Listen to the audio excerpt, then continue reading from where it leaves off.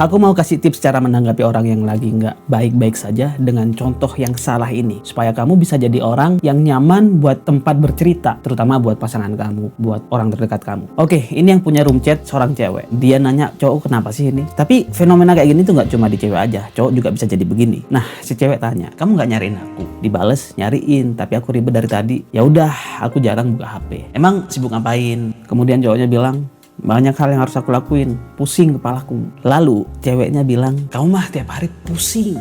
Boom. Kalau kamu mau jadi tempat yang nyaman buat orang yang bercerita, kamu jangan pakai you statement kayak gini. Statement itu adalah statement yang menunjuk kamu.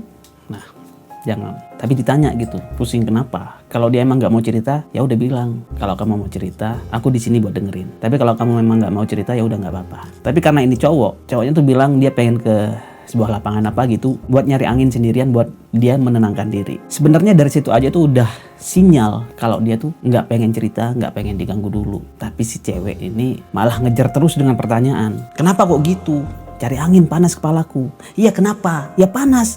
Kok ditanyain mulu? Capek jawabnya. Nah, konflik ini muncul karena si cewek nggak ngerti caranya mentreatment orang yang lagi capek. Dan aku mau kamu jangan jadi orang kayak gitu. Ketika ada orang yang bilang dia lagi capek, jangan ditanya, jangan dikejar dengan pertanyaan. Dengerin capeknya. Jadilah tempat yang nyaman buat orang melepas lelah. Itu udah sangat membantu buat orang yang lagi capek. Dengan kayak gitu itu kita udah ngirim sinyal kalau kita tuh peduli sama orang ini. Apalagi ini pasangan kamu. Jangan jadi rumah yang nggak nyaman buat orang yang lagi capek. Tapi karena si mbak ini nggak tahu caranya menjadi rumah yang aman, yang nyaman buat orang yang lagi capek, akhirnya dia menganggap orang yang nggak mau ditanya itu nggak mau diperhatiin. Dia bilang ya udah kalau nggak mau diperhatiin. Jadi tips dari aku, kalau orang terdekat kamu itu lagi pusing, lagi capek, lagi mumet, jangan dikejar dengan berbagai macam pertanyaan. Kalau memang kamu butuh kepastian ini orang mau ditanyain capek kenapa atau enggak, coba tanya satu pertanyaan aja. Kamu capek kenapa? Mau cerita enggak? Kalau dia bilang enggak, aku nggak pengen cerita, aku cuma pengen istirahat aja.